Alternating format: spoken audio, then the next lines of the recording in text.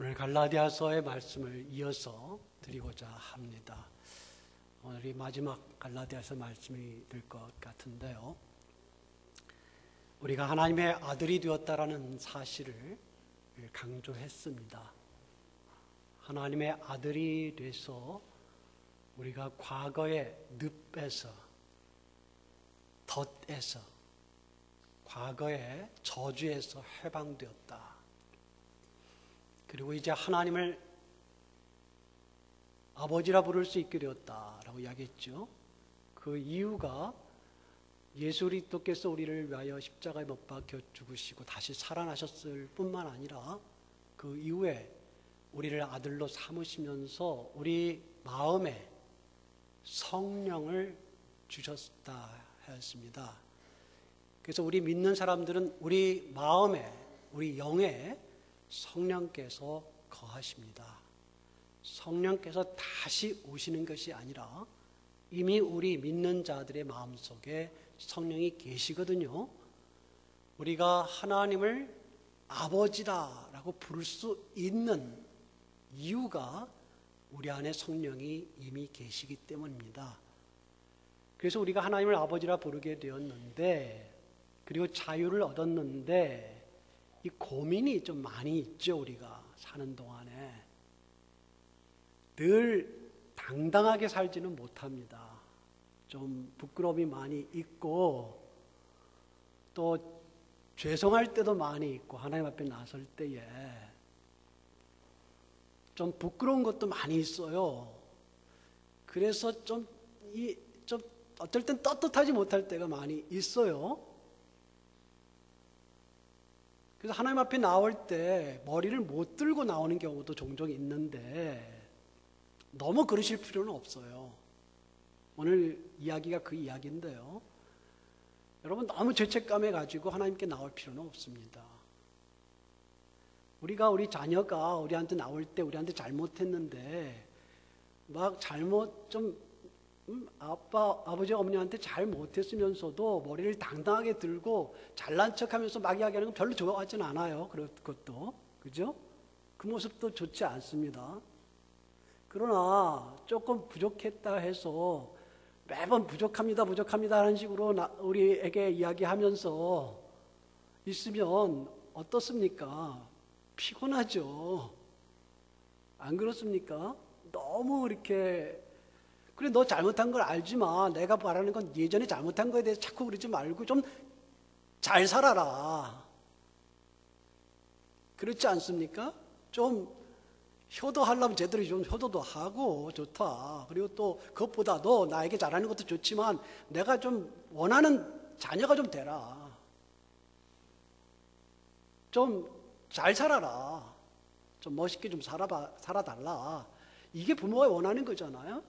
부모한테 나올 때마다 이 죄송스럽게 생각하는 거, 뭐 우리는 하나님 앞에서는 인간 부모보다는 훨씬 차이가 있으니까 그럴 수밖에 없긴 하지만 하나님이 원하시는 것은 하나님 앞에서 우리가 못 살았다는 걸 계속 강조하는 것보다는 그것이 나쁘다는 게 아니라 좀 잘 살아달라.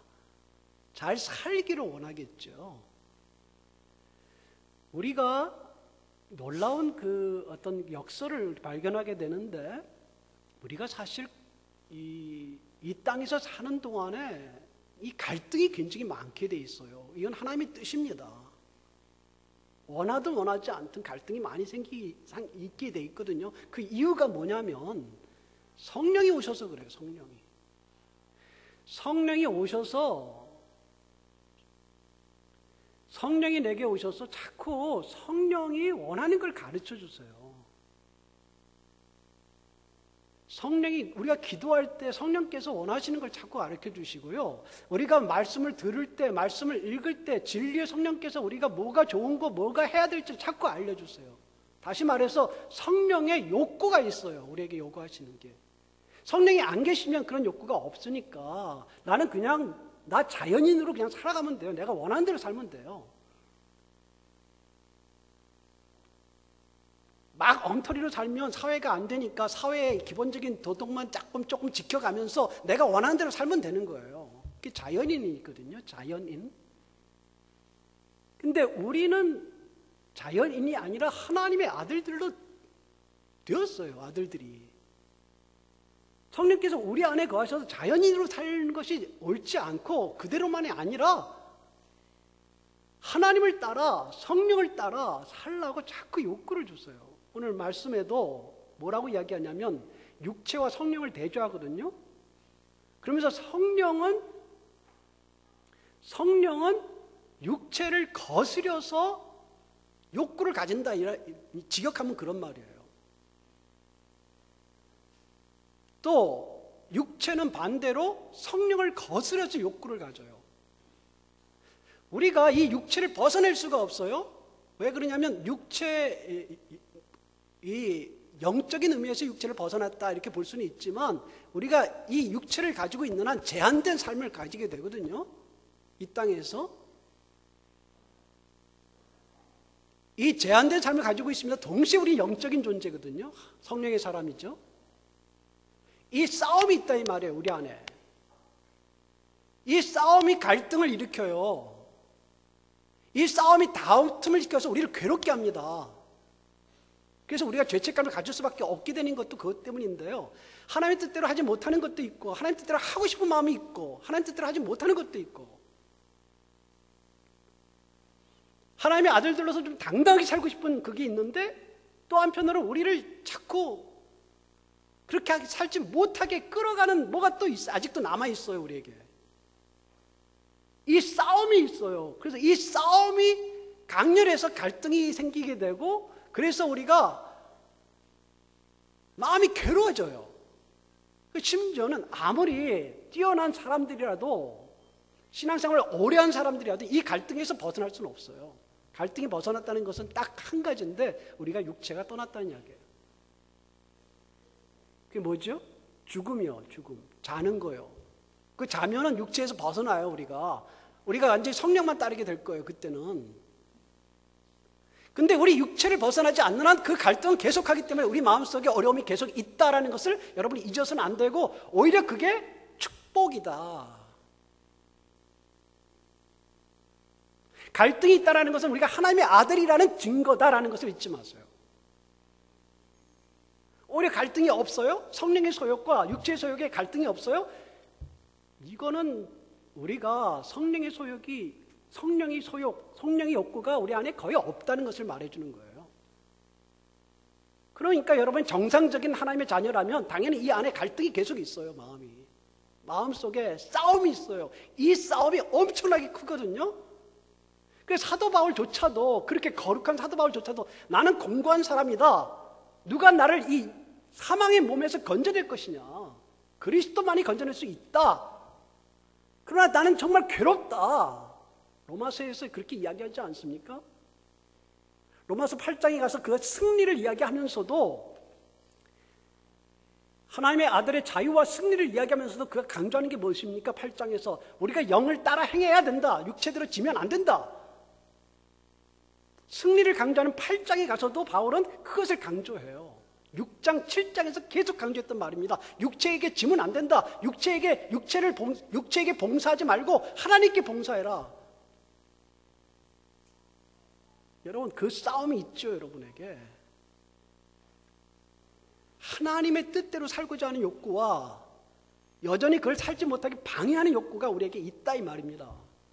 그러니까 어떻게 보면 자유라는 측면에서 자유하지 않다 이렇게 볼 수도 있지만 사실 그게 자유예요. 뭐예요? 성령을 따라서 하나님의 뜻을 좇아서 행하고자 선택할 수 있는 자유가 있다 이 말이에요. 우리에게는. 자연인은 아예 없어요. 그 자유가. 육체를 따라 행하거나 조금 컨트롤할 수는 있지만 기본적으로 하나님의 소욕을 따라 행할 수 있는 자유가 없다 이 말입니다. 우리는 둘 중에 하나를 선택할 수가 있는 자유가 있습니다. 이 싸움이 크다는 것을 여러분이 잊지 마세요. 이 싸움을 무시하면 지는 것입니다. 왜 이 싸움이 우리에게 주어질까요? 이 땅에 사는 동안에. 없으면 얼마나 좋겠습니까? 그렇게 생각할지 모르지만 이 싸움을 하나님이 우리에게 허락하신 것은 이 싸움 자체가 하나님의 아들로서 우리가 성장하는 중요한 훈련이기 때문에 그럴 거예요. 하나님의 자녀가 어느 순간에 딱 됐어요. 딱 법적으로 됐어요. 이제 구원이 됐어요.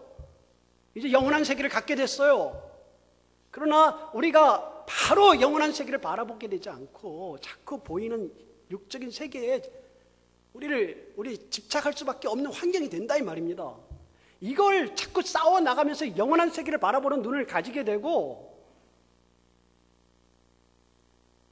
하나님의 뜻을 좇고자 하고 성령을 따라 행하려고 하는 그 싸움을 계속 행하는 것이 우리가 하나님 나라의 아들로서 우리가 살아가게 될 때 미래에 그 미래를 준비하는 훈련이기 때문인 것으로 보여요.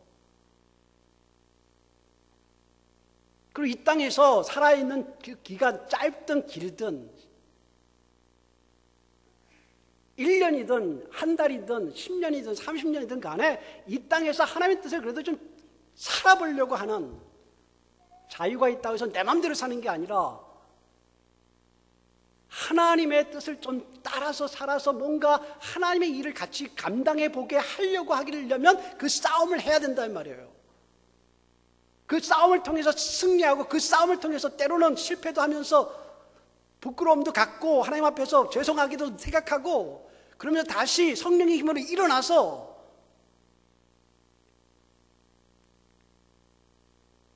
하나님 앞에 헌신도 하고 이러면서 우리가 아들로서 하나님의 뜻을 이루며 살아가는 것 자체가 하나님의 일을 하는 것이다 이 말입니다. 그러면서 느끼는 게 뭐냐면 다른 사람들도 불쌍히 여기게 되잖아요. 나도 약하니까 당신도 약하지 않겠습니까? 나도 실패할 때가 있으니까 어르신도 실패할 때가 있는 것 아니겠습니까? 이해할 수 있지 않겠어요? 나도 다 못할 때 많으니까 우리 아이들도 젊은 형제들도 못할 때가 있는 거 이해가 되지 않겠어요? 그래서 용납하게 되는 것 아닙니까? 이런 과정을 통해서 우리가 하나님의 나라의 일들을 감당하고 하나님의 아들로서 훈련된다 이 말입니다. 이게 중요합니다. 이 싸움을 우리에게 허락하셨고 이 싸움을 반드시 하게 만드셨습니다. 그러므로 우리가 이 싸움이 없는 것처럼 위장하면 안 됩니다. 누구도 이 싸움에서 벗어날 수 없는 것은 아무리 모태신앙이고 50년, 60년, 70년, 80년을 하나님과 더불어 살았다 할지라도 거기서 벗어날 수 있는 사람이 없어요. 있습니까? 저한테 알려주세요. 없습니다. 제가 젊었을 때는 이렇게 제가 변화되고 말씀으로 이렇게 훈련되고 이러면 내가 한 30, 40대 정도 되면 나는 좀 완전해지겠다라는 생각을 무의식적으로 했는지 모르겠는데 이제 50대 중반이 넘어가고 그러면서 보니까 아니에요. 착각이에요. 착각. 또 다른 싸움이 있어요. 그때 싸움과 또 조금 성질이 다르지만 여전히 육체와의 싸움을 해야 돼요. 그렇죠. 밥을 먹고 나서 지난 먹었던 것이 오늘 도움은 되지만 오늘 안 먹으면 안 되는 것처럼 전쟁을 하고 있는데 지난번 전쟁에서 승리했다고 해서 오늘 전쟁에서 집중해서 하지 않으면 안 되는 것처럼 전투를 또 하고 또 하고 또 와서 싸워 나가야 되는 것처럼 계속 그 싸움이 우리 평생에 주어지더란 말입니다. 그러므로 여러분 서로를 그렇게 격려하셔야 돼요. 불쌍히 여기셔야 되고요. 서로를 위로하셔야 되고요. 서로에게 힘을 더해 주셔야 되고요. 서로가 그 싸움이 있다는 그 싸움을 치열하게 싸우는 하나님 나라의 장군들이라는 사실들을 잊으시면 안 됩니다. 오늘 말씀을 통해서 이야기하시는 것은 그러면 성령을 따라 행하는 것이 무엇이고 육체를 따라 행하는 것이 무엇이냐 이것을 더 이야기해 주십니다. 그래서 육체의 일들이라고 해서 19절에 나오는 육체의 일들이 많이 열거됐어요. 여러분 한번 보시겠습니까? 19절에 나오면 음행과 더러운 것과 호색과 우상숭배와 주술과 원수 맺는 것과 분쟁과 시기와 분냄과 당짓는 것과 분열함과 이단과 투기와 술취함과 방탕함과 또 그와 같은 것들이라. 이게 육체의 일들이라는 거예요. 이것은 자연인들이 하는 일을 말하고요. 우리는 더 잘났다 이렇게 하는 것 자체가 사실 웃기는 이야기지만 그래도 이렇게는 하진 않을 거예요. 이제 아직도 물론 여기서는 좀 경한 것도 있고 중한 것도 있어서 경중이 좀 있어서 우리에게 약한 것도 좀 있고 우리에게 강한 것도 있겠습니다만은 기본적으로 이 육체를 따르는 일이란 이런 15가지 일과 같은 15가지는 한 대표적인 일에 불과하고 더 있어요. 그러나 이런 육체적인 일들이 이렇다 이 말입니다. 이렇게 살아가는 것은 자연인이 하는 일이고 하나님 나라를 유업으로 얻지 못한 자들이 할 일이고 자신의 욕망과 육체를 따라 하는 일이지만 이것과 반대로 하나님의 나라를 추구하고 성령을 따라 행하는 자들은 성령의 열매를 맺는다 이 말이죠. 그것이 성령을 따라 행하는 일은 어떤 열매들이 나타나느냐? 성령께서 그렇게 하게 한다 이 말입니다. 9가지 열매 잘 아시죠? 우리 9가지 열매 22절 23절 함께 같이 읽어보겠습니다. 시작. 오직 성령의 열매는 사랑과 희락과 화평과 오래 참음과 자비와 양성과 충성과 온유와 절제니 이 같은 것을 금지할 법이 없느니라. 9가지 열매가 나타납니다. 이것은 우리가 성령을 쫓아 행할 때 필연적으로 나타날 수밖에 없는 것입니다. 그러므로 이 9가지는 너무 중요해요. 여러분 소홀히 하면 안 됩니다. 절대로. 내가 성령을 따라 행한다라는 증거예요. 이 9가지가. 성령을 따라 행하지 않으면 맺혀질 수 없는 이야기입니다. 그런 내용이에요. 이 9가지는 흥미롭게도 앞에 사랑이라는 첫 번째 열매가 보이는 사랑이 전체를 묶어주는 것으로 보입니다. 왜 그러냐면 성령의 열매라고 했을 때 열매를 복수로 쓰지 않고 단수로 쓴 것이 아마 그 이유 아닐까 싶어요. 이 열매라는 말이 단수로만 쓰이는 말이 아니라 복수로도 쓰이는 말인데 여기서 성령의 열매들 하지 않고 성령의 열매 이렇게 한 것은 아마도 그 다음에 이어나오는 사랑을 먼저 지칭하기 위한 것 아닌가 이렇게 생각이 들어요. 사실 사랑이 전체 열매들의 대표된 것이죠. 예수님께서도 온 구약의 요약이 뭐냐? 하나님을 사랑하는 것이고 이웃을 사랑하는 것이다. 내 몸같이 이웃을 사랑하는 것이다 라고 말씀하셨듯이 성령을 쫓아 행하는 것의 요약이라고 할까요? 대표되는 것은 역시 사랑입니다. 하나님 사랑, 서로를 사랑하는 것입니다. 이 사랑하는 것을 그래서 여러분이 굉장히 소홀히 해서는 안 돼요. 다른 건 놓쳐도 사랑하는 것을 놓치지 말아야 된다는 뜻입니다. 우리가 마음속에 하나님을 사랑하고 서로를 사랑하고 이웃을 사랑하려는 그 마음을 놓쳐서는 안 된다는 뜻입니다. 그것이 성령을 따르는 자의 대표적인 증거입니다. 이 사랑은 8가지, 그 다음에 나오는 8가지의 그 열매들 가운데 나타나게 되는데 이 8가지 열매들은 대략 4개씩 묶을 수 있는 것 같이 보입니다. 제가 묶어서 여러분께 좀 설명을 드리겠게요. 아마 그게 좀 이해하는 데 도움이 되실 것 같습니다. 먼저 하나님과 자신에 대한 것이 있어요. 그 4가지가 나옵니다. 그 4가지는 희락과 그리고 오래 참음과 충성과 절제라는 열매입니다. 이 4가지가 왜 연결되느냐 하면 우선 희락과 이 절제와 좀 관계가 있습니다. 희락이 무엇입니까? 기쁨이죠, 기쁨. 희락은 기쁨입니다. 이 기쁨은 당연히 쾌락과 반대되는 기쁨이에요. 왜 제가 그렇게 이야기하냐면 육체의 일이라고 나왔던 19절부터 나온 내용 가운데 쾌락을 추구하는 일들이 많습니다. 여러분 보실 때 19절에 음행과 더러운 것과 호색, 색을 좋아한다 이 말이에요. 그 다음에 나중에 21절에 나오는 술 취함과 방탕함 이런 것이 다 우리 육체가 자연인이었을 때 우리가 육체를 따라 쾌락을 추구했던 육체적 플레저라고 하죠. 쾌락을 추구했던 일입니다. 그러나 참된 기쁨, 조이는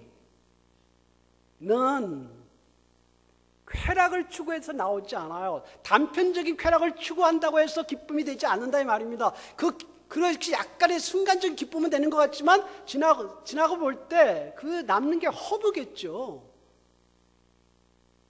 오히려 외로움이겠죠. 그 탐닉으로 오는 절망이겠죠. 그렇지 않겠습니까? 그게 우리가 사회에서 보는 것이고 우리의 과거의 모습 가운데 보는 것 아니겠습니까? 그러나 참된 기쁨은 하나님으로부터 오는 것이죠. 이 기쁨은요, 만족, 하나님이 우리에게 주신 것에 대한 만족에서 옵니다.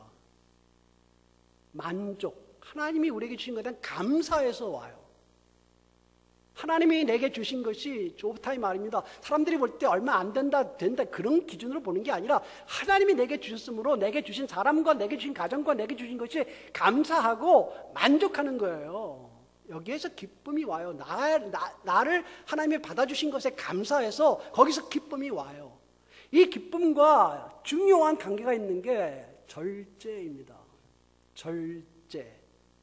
절제란 금욕을 말하는 게 아니라 무조건 뭘 안 하는 게 말하는 것은 게 아니라 절제는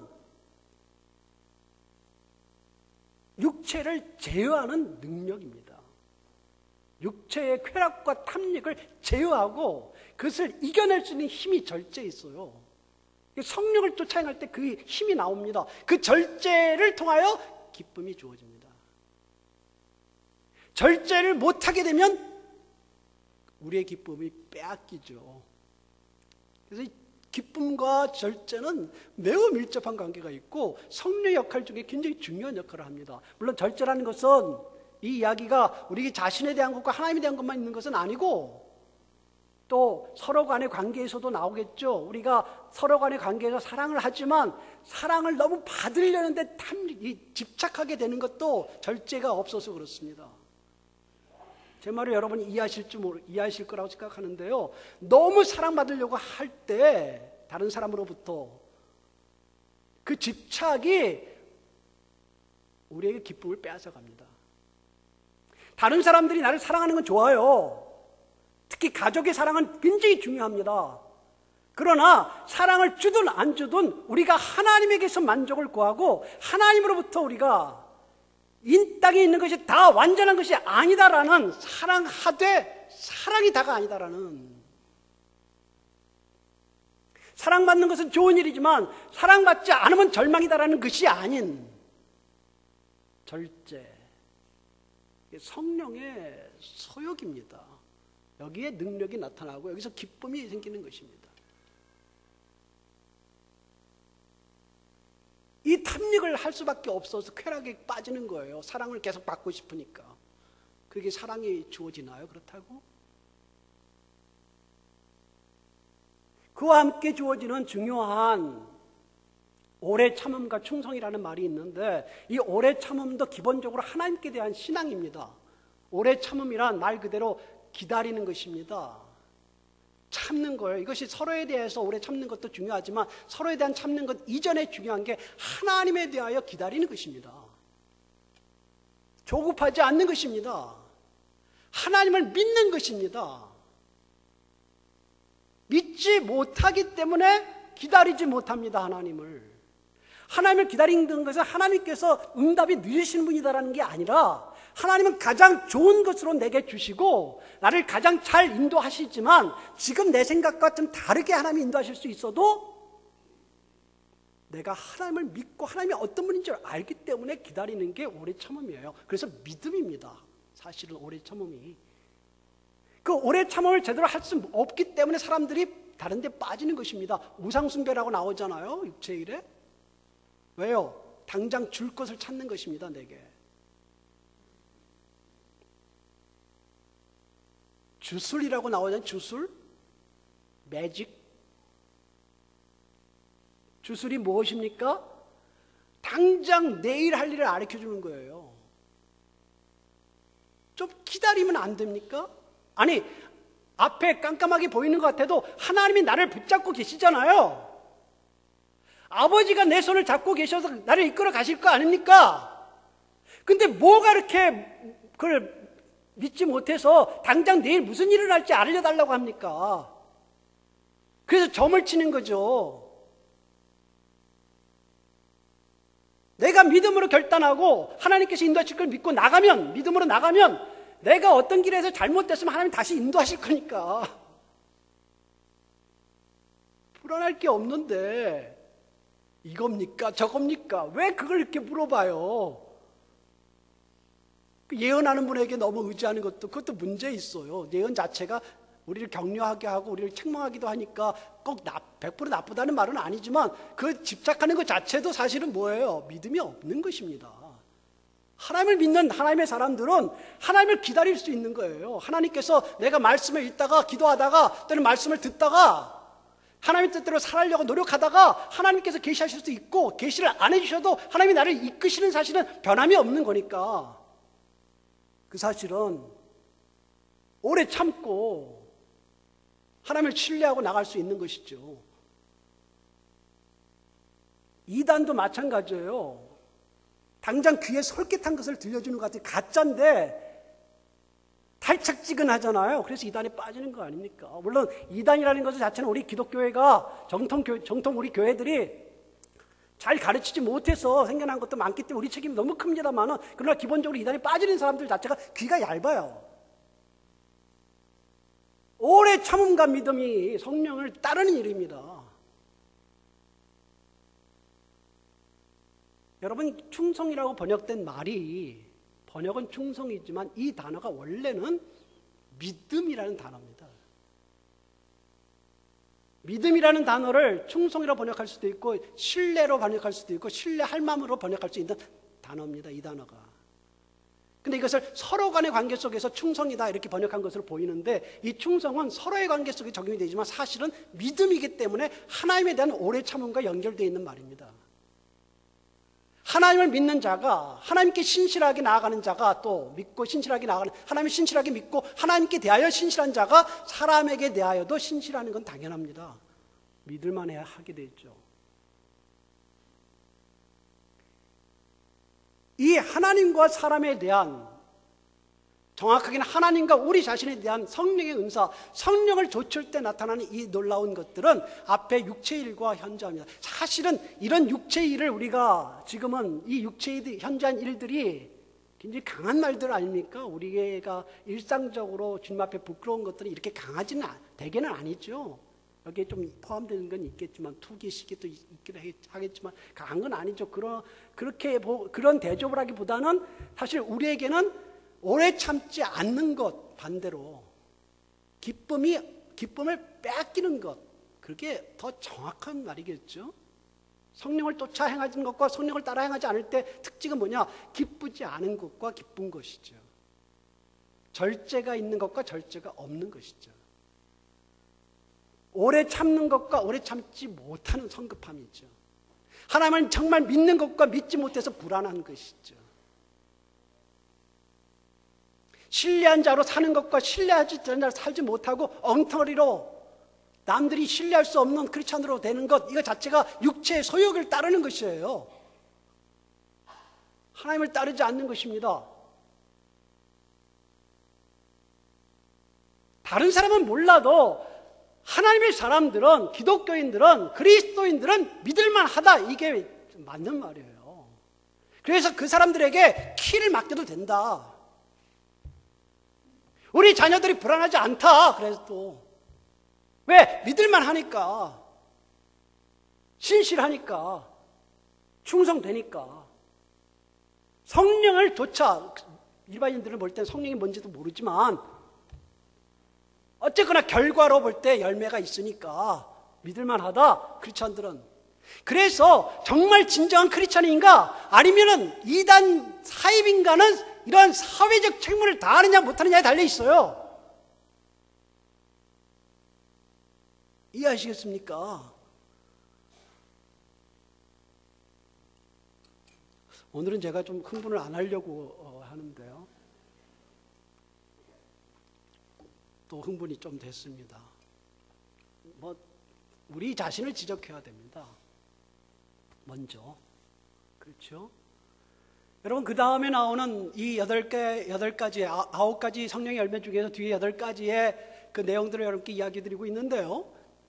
그와 함께 나머지 네 가지는 서로에 대한 것입니다. 여러분, 그 중에 나타나는 게, 첫 번째 나타나는 게 화평이고요, 자비고요, 양선이고요, 그리고 온유입니다. 이 네 가지도 좀 서로 이렇게 짝을 줘서 설명하면 설명이 좀 잘 될 거라고 좀 보는데요. 이 성령을 조차 행하게 되는 사람은 성령께서 우리에게 뭘 요구하시냐면 평화를 이루라고 요구하세요. 자꾸 평화 관계가 되지 못할 때 성령께서 나무라십니다. 성령을 조차 행할 때는 평화 관계를 이룰 수밖에 없어요. 성령께서 하나님과 우리를 평화 관계를 이루게 하셨잖아요. 그리고 나서 그걸로 끝나지 않아요. 성령은 절대 그걸로 끝내지 않고 우리가 서로 간에 평화를 이루게, 화평이잖아요. 평화를 이루게 하십니다. 계속 그렇게 몰아가세요. 안 하면 야단치세요. 평화 관계가 굉장히 중요해요. 평화. 이 평화와 관련된 게 온유인데요, 온유. 왜 온유와 관련되냐면, 온유란 서로를 대하는 태도입니다. 부드럽게 대하는 것이에요. 매정하게 대하거나 교만하게 대하거나 하는 게 아니라 자신을 겸손하게 하면서 상대를 높이면서 상대를 인정해주면서 상대를 부드럽게 해주는 게 온유입니다. 이것도 성령의 요구고요. 성령께서 우리를 그렇게 하게 하세요. 그러므로 우리가 성령이 우리를 그렇게 만들어 가시는 것을 막으면 온유가 생기지 않습니다. 그러니까 우리 삶 속에 온유가 없을 때는 그렇게 생각하시면 돼요. 지금 우리가 성령을 막고 있어요. 화평은 서로가 서로를 존중하면서 사랑하면서 서로가 서로를 종노릇하면서 생기는 거 아닙니까? 이것을 위해서 노력하는 게 굉장히 중요하죠. 이것과 반대되는 게 뭐가 나오는 거죠? 보세요. 20절에 원수 맺는 것. 자연인 상태에서 주로 이야기하는 것이지만 원수 맺는 게 기본이에요. 자꾸 미워하는 거죠. 자꾸 배척하는 거죠, 서로. 자기에게 잘못한 것에 더 많은 걸 갚는 거죠. 그게 원수 맺는 것이에요. 분쟁도 그렇잖아요. 시기, 남자를 되는 거 못 보는 거죠. 분내는 거죠. 화를 내고 막 그러는 거죠. 당짓는 것도요. 당짓는 것은 뭐냐면 내 편을 나누는 거 아닙니까? 나에게 도움 줬던 사람, 나에게 잘하는 사람은 내 편이고 나에게 그러지 않은 사람은 내 편이다. 이렇게 당짓는 것이거든요. 그리고 상대방에 대해서는 자꾸 나쁘게 이야기하고 자기에게 대해서는 좋게 이야기하고 자기 사람들은 봐주고 다른 사람들은 봐주지 않고 이게 육체의 일이에요. 육체의 일. 그러니까 사회가 문제가 생기는 것 아니에요. 그게 육체의 일입니다. 그러나 기독교인들은 어떻게 해야 돼요? 우리 크리스찬들은 어떻게 해야 됩니까? 마음에 들지 않아도 그것을 용서할 수 있는 능력,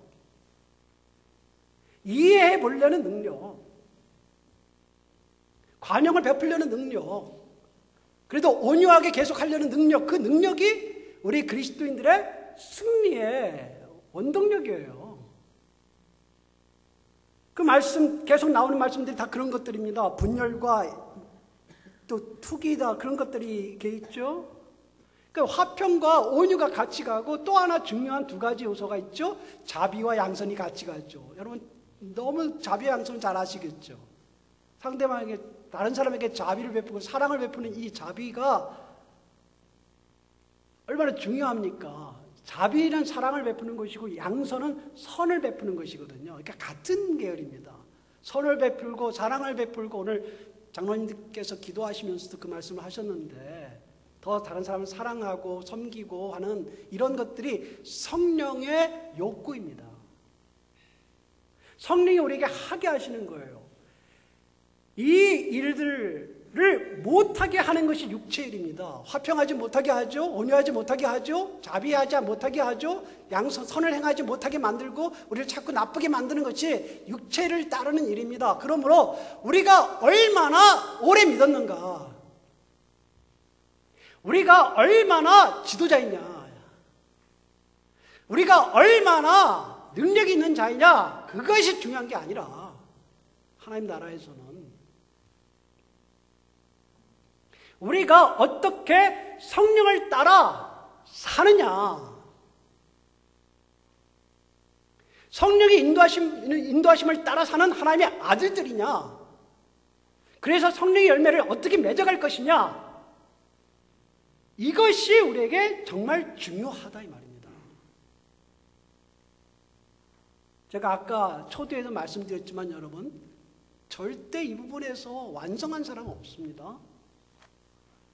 설교자인 저도, 신학교에서 가르치는 저도 이 싸움을 계속하지 않으면 실패하게 됩니다. 실패할 때가 많아요, 솔직히. 마음에 안 드는 사람 보면 화가 나고 용서하기가 힘듭니다. 용서가 잘 됩니까? 그렇게 잘 되지 않습니다. 그럼에도 불구하고 이해해 보려고 하고 용서해 보려고 하고 부드럽게 대하려고 하고 하면서 내 마음이 녹아지고 그러면서 사랑도 좀 하게 되고, 그래서 성령을 따라 행하는 것입니다. 우리 직장에서, 여러분은 좀 더 어려울 거예요. 저는 그래도 직장이, 제가 일하는 터가 신학교예요. 믿는 사람들입니다. 교회도 믿는 사람들이고 주중에도 믿는 사람들이니까, 여러분은 주중에는 일반 사회에서 살아야 되잖아요. 더 어렵겠죠. 그러나 여러분, 이 싸움은 믿는 것이든 믿지 않는 것이든 교회든 교회가 아니든 이 싸움은 계속됩니다. 가정에서도요. 그죠?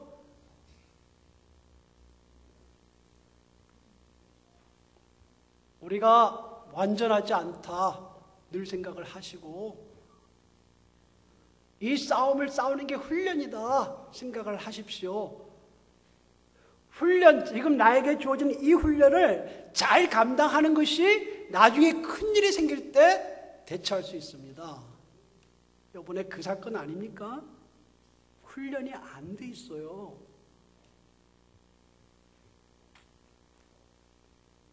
평상시에 우리가 작은 일에 사랑해 보려고 하고 다른 사람을 지적하기보다는 위로하려고 해보고, 다른 사람에게 자비를 좀 더, 우리 형제들에게 자비를 주려고 노력하고, 그래서 이 교회가 연습장이에요.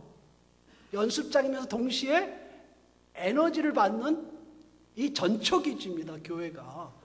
이제 우리가 엘리베이터 산을 가야 되는데요, 등정해야 되는데요, 등정해서 악한 기후와 싸워야 되는데요, 싸울 때 이 베이스 캠프가 굉장히 중요합니다. 이 베이스 캠프에서 연료를 받고 베이스 캠프에서 힘을 얻고 건강을 회복하고 다시 나가서 세상에 나가서 싸우는 거거든요. 여기서 우리가 위로를 받고 힘을 얻고 서로 격려하고 서로 하나 되는 연습을 해보고 사랑하는 연습을 해보고, 그래서 가정에 나가서 그걸 잘 적용하고 사회에 나가서 적용하고 사랑의 열매들을 맺어가고 성령의 열매들을 맺어가는 거 얼마나 중요합니까, 여러분? 다른 말로 해서 여러분이 있기 때문에 제가 힘을 얻는 것이고, 서로가 있기 때문에, 우리가 형제가 있기 때문에 그렇게 치열하게 육체를 가지고 싸우는 형제가, 하나님 나라의 전사들이 옆에 있기 때문에 내가 위로를 받고 나도 열심히 싸워보자.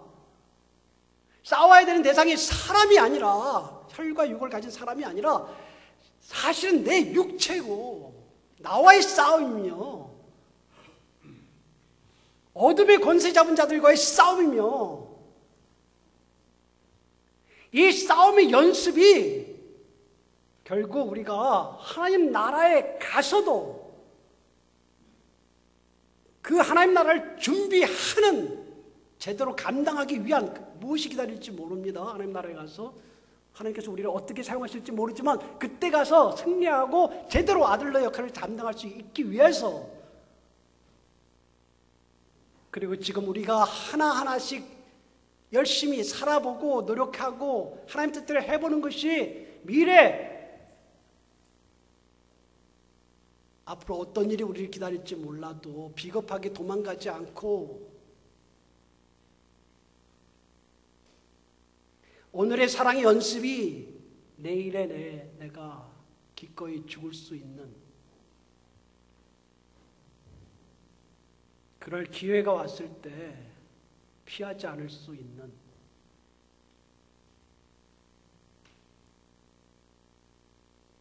우리가 오래 살아야 하나님께 영광 드리는 것이 아니라 남을 위해서 살아가는 것, 그리스도께서 하신 것처럼 살아갈 수 있는 것. 그래도 우리에게 오랜 기간에 생명을 주신다면 그거 가지고도 다른 사람을 섬기고 사랑하면서 살아가고, 나를 오래 살게 하실 뜻이 없으시다면 그러한 순간에 기꺼이 사랑을 위하여 선택할 수 있는,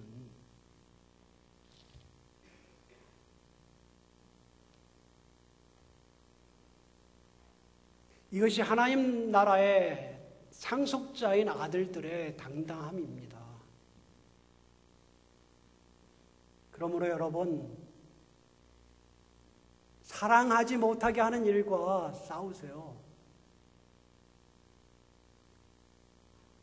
우리 육체를 따르게 하는 소욕과 싸우되 내 힘으로 되는 것은 아니고, 우리 안에 거하시는 성령을 의지해서 그 성령이 우리를 가르치시는 대로 싸우셔야 합니다. 그 싸움을 통해서 작은 승리들을 맛보시고 기쁨들을 누리고 미래를 준비해가는 여러분. 그래서 우리는 영원히 사는 사람답게 보이지 않는 세계만 다 보는 게 아니라 보이지 않는 세계를 바라보는 사람들답게, 이 땅에서는 비록 부족하게 있을 수 있지만 하늘나라를 위해 부유하게 준비하는 사람들답게 살아가는 여러분 되시기를 주님의 이름으로 축원합니다. 기도하겠습니다. 살아계신 하나님, 우리 아버지 하나님, 우리가 하나님의 아들들이 되었고 하나님의 자녀들이 되어서 이렇게 놀라운 은혜를 입었고 축복된 삶을 살아갑니다. 우리가 여전히 육체와 싸워야 되는 이 갈등의 기간 동안에 회피하지 않게 하시고 싸워나가는, 노력해가는, 때로 넘어질 때라도 다시 일어나서 주님을 향하여 나아가는, 또 서로가 넘어질 때 다시 손을 내밀어 붙잡고 서로 일으켜주는 우리 모두가 되어서 하나님의 자녀로 성장하며 훈련되며 미래를 준비하는 모든 주의 백성들 되도록 하나님 성령으로 인도하여 주옵소서.